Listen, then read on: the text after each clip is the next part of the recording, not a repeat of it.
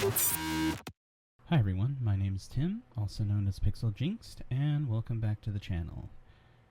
So this week, as I mentioned in last week's video, is going to be a bit different.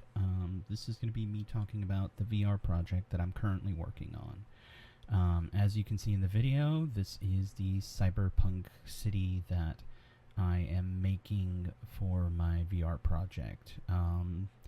The dark gray buildings kind of on the outside are just supposed to be less detailed. Since they're farther away, you won't be able to see them as well. They'll kind of be masked off by fog and some other stuff. So it kind of a visual trick to kind of not have to build out so much like a huge city or anything. I mean, I know this kind of looks big, but technically this is, I mean, scale-wise this is gigantic, but I mean, if you just take out the scale of the buildings just being so tall, area, like actual area that this takes up is actually not all that big. Here in this stage, I already got the layout of the city that I wanted. These kind of roundish pipe-looking things are essentially walkways now. Now in the stage that I'm actually at.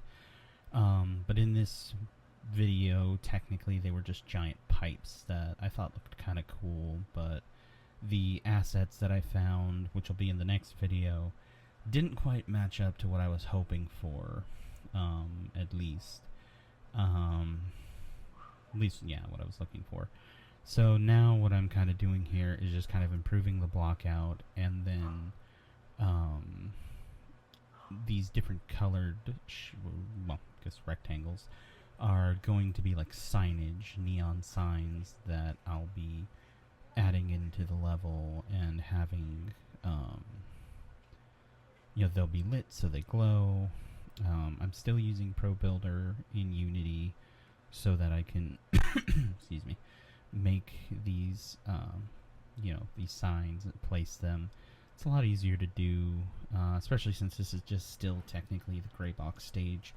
So I'm kind of essentially just getting these things laid out. These won't be the final assets. They'll be replaced with actual, like, full modeled and textured pieces. Technically not a ton of work to do this. It's really just the same as blocking out. It's just, you know, using smaller pieces to kind of get size and scale of what you want to show, and, you know, how do you want to show it. One of the things I love about Pro Builder is that it works very similar to most 3D modeling programs, or at least ones that I've used. So here you can see me selecting the faces on these shapes, and then here in the side I'm adding materials. I have a list of colors here because this is the color palette that I had chosen, which down in the asset bar, the project bar at the bottom, you can actually see the shades of colors.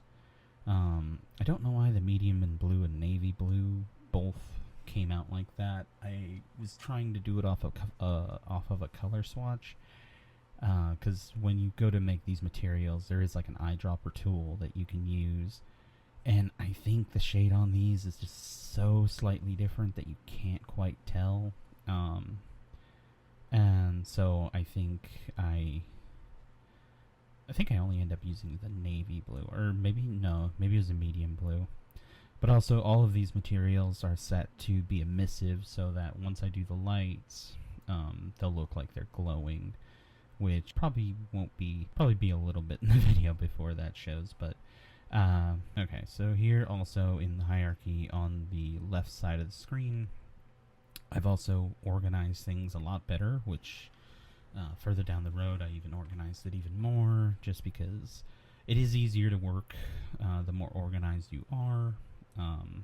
Technically I probably should have been more organized just from the beginning, because it is a lot of extra work to just kind of figure what things go with what, and then put them when they're all mixed up in the hierarchy. But, you know, it is pretty good.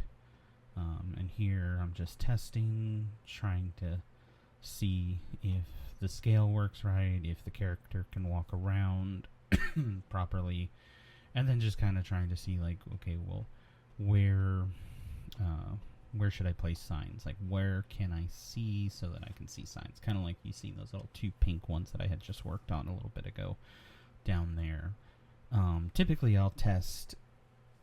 I don't know. I'll do like kind of a running test every few minutes, and just to make sure I'm still on the right track and kind of, what I'm trying to do is still working. Just because, like, as you can see in the third-person view, this camera is kind of further back from the character to give that third-person angle. And that's what happens when you move the mouse a little too far. It just flips up completely upside down. But, yeah, I mean, you kind of have, in something like this, you have to kind of think, where am I going to place things, just because, like, these two signs you weren't able to see, so I'm going to raise them up. And that's why, you do the test so that you can kind of walk around and then, look and see, okay, well, could I see those things where I put them? Because if I'm going to make these signs, there's no point in putting them somewhere where no one's going to be able to see. Because other than the area that you see the character walk around on, no one's going to be able to walk around anything else.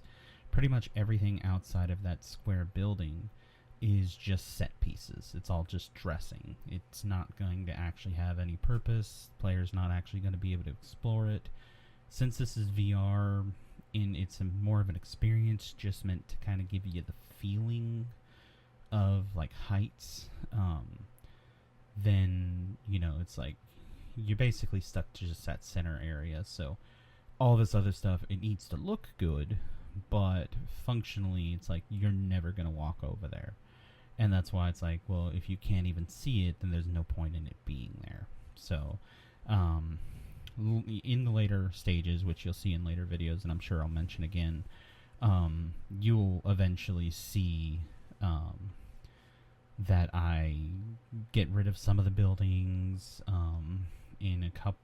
I'm not sure if I have it on I'm not sure if I recorded it when I did it, but some of the buildings, when I do swap it out for the final assets, they're not quite big enough, and I can't quite stretch them. Otherwise, the textures were going to get really stretched out and not look good. Which, I mean, they were really already not looking great, but I kind of just flipped the building upside down and kind of connected it at the bottom, just to kind of give the illusion that was bigger. But then I needed to kind of shift some things slightly, put fog, or, obscure the bottoms, because depending on how you looked, the camera would kind of catch a part where it's like you could see the bottom of the building, which is actually the roof. And so it's like I had to move something in front of it so that it would block it off. It's just, a visually obscuring, the parts, parts that you can't see, or that parts that you shouldn't be able to see, really. A lot of video games do that, where, they build out things, and, a lot of things don't have bottoms, some things don't have back walls.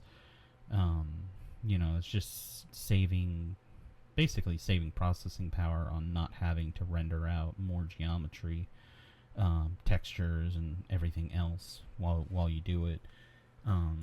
Really, it's, like I said, it's just a visual trick, makes it less work. And I mean, technically what I've done here is more work than it should have been. I probably should even have the outer city, and then maybe some of these ones at the bottom I don't even need. I could just go with a really, really thick fog to obscure the ground. Even then, I don't even need the ground, since there is going to be fog obscuring it. But I kind of just put the details in there because this was the original idea. It was kind of just getting it out. Just kind of planning it out and getting it out there, not necessarily trying to I wasn't necessarily trying to. I had to do this to kind of get, see the whole idea, see the whole picture. And that's where it's like, okay, well, I don't have as much experience doing these kinds of things as much as I would like or need. Um, so that's where I, live and learn. Next time, or in the next project I'll have to be working on, I'll kind of have a better. I think I'll have a better idea of what I'll need to do to kind of create less work for me by doing less. Um, I think the next project I'm doing is going to be bigger scale, and but I'm not quite sure exactly yet what the theme is or anything. Um, see, this is one of the things about duplicating items. I copied and pasted that same billboard because I liked the size, I liked that, and then it's easier than having to create each one over and over. Most of these items are actually just duplicates of the same thing, and they're either scaled up, scaled down, stretched, shrank, put higher, lower. Everything is just, the placement just depends on, what I need, or, to kind of fulfill the vision that I have in my head. Just like these buildings, I kind of like these double signs around the corner. So I was just giving that a shot, seeing how that looked. Level design is it is a very intensive process. Just trying to figure out, okay, what do I need? What should go here? Is this too much? And then, keeping scale right, keeping, thematic themes right. But then again, this is also a little different because while this is still sort of a level, and I'm kind of treating it like if I was designing a level, this is also just essentially a background since it's VR, which is kind of one of the things I like about VR, or at least like these experience VR development kind of things, is just that it doesn't necessarily need sorry, excuse me, I'm still trying to get over that cold that I had. It doesn't necessarily need to it can kind of be anything I want it to be. It just needs to look right. Making it look right and as real as possible is always the goal for VR development. At least, from what I've learned and from what I've experienced using my own headset. That's why it's like even the first set of assets that I used, I wasn't happy with. I just used them because that was the best thing that I could find for the time that I had to actually turn this in, which, even my professor ended up telling me they weren't quite good enough. Some of the ones were good for the outer city because they're far enough away that, visually it's it's not gonna really disturb that uncanny valley, where everything in the center where you're actually are and that you actually will see and it's right there up in your face that needs to look amazing. That has to look realistic. And yeah, I wasn't super happy with the assets I had found. I like them in general. I would love to make a game with them, like a game with them where, kind of visual quality doesn't quite matter as much. But for my purposes here and for VR, they quite weren't there for me. I did buy another excuse me, another asset pack, which I am a lot more happy with. But as usual, Unity is giving me some issues with it, with the lighting. But we'll get into that probably in a couple weeks when I finally have that video ready to go. I know I'm kind of doing these ahead of time in a sense. I've already recorded this, and this was like 2 weeks ago when I had actually been working on this part. And yeah, it's just part of the process, and it's just one of those things where I'm just trying to show you kind of like, where you start, kind of the second bit is, add a little more detail and so on.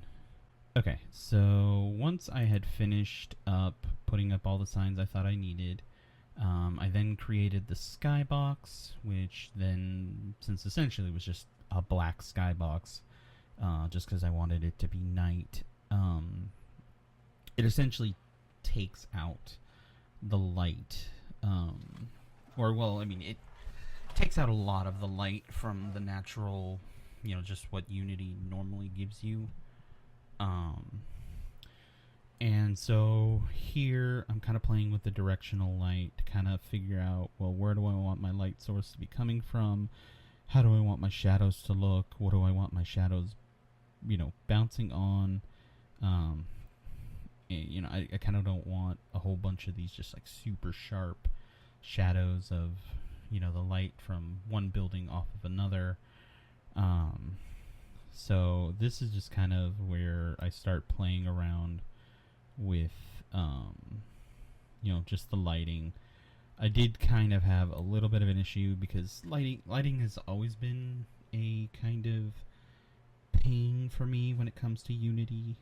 I've never been the greatest at it. I've always had trouble kind of figuring out how to get the lights to work, how they should look, how they should look, what kind of light should I use, getting it to be not like super intense and yet, bright enough that it lights up the area that I want it to do. This level in particular, I used a whole bunch of these little point lights, just because I couldn't remember how to make them like lengthwise, so I ended up doing like 2 or 3 to up to 4, I think, on these signs. Here, I kind of just line up the sign, kind of get the intensity to how I kind of want it, and then use the eyedropper tool to get the palette, to get the color that I'm looking for to match the sign, and then just kind of increase the intensity so it gives us this like little glow right here. And then it's just, kind of pulling and pushing the light away where it's not so bright that it gives that white like circle in it, but then it's also bright enough that it kind of fills out the sign, and then it kind of gives it emits that kind of glowing. And then here, once I kind of have that set, then I just duplicate it and kind of move them up, just trying to, light up the whole sign, trying to make this kind of brighter thing kind of go all the way down to the bottom. And unfortunately, this is kind of where I had an issue where, depending on how many lights you have, and you can kind of see how all these circles are the area of effect that it has. Like, it's kind of like the area that the light is supposed to be illuminating. I just kind of, like, when you add too many, I don't know if you can't calculate it or what, but it just, each light, since they're all right up on top of each other, kind of end up bumping into each other and kind of causing conflicts that I still haven't been able to figure out. And then that's where I say it's like I'm very bad at lighting when it comes, like, I can create lighting that looks good, but doing it properly with the proper light or proper amount of lights, that's just where I just personally have trouble there. I don't really know, and that's one of the things I really need to focus on and learn, is just how to do lighting in Unity. I can do like a regular direction light. I can do, like a couple of bounce lights for something like that. But when it comes to like effect lighting like this, that's where, I kind of don't have an idea on how it should look, how it's supposed to be done. Didn't really quite have the time to look up a whole bunch of tutorial videos. Unfortunately, lighting in any of my classes that I've taken has always kind of been a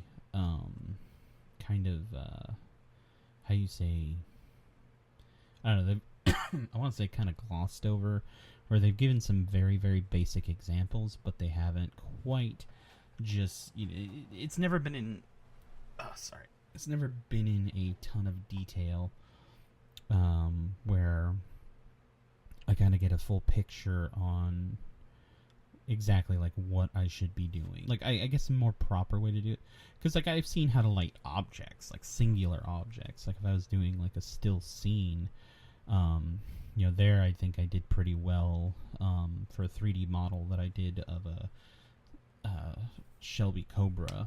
It was a 3D model I did in Maya. I think I did pretty well with the lighting in that. But here, like I said, if it's just a world light, I can do that. That's not hard. But when it comes to like effect lighting, and you see like here I made it super bright, and I kind of did that on purpose so I could kind of drag it down to see exactly how much it was, because that's the thing. It's like that super bright glow in the middle. It's like I didn't really want that, and that's kind of where it's like the material wasn't super emissive. Wasn't spreading the light out as much as I had hoped. And yeah, I mean, that's why this is just one of those things where I just kind of need to learn better on how to do lighting in Unity.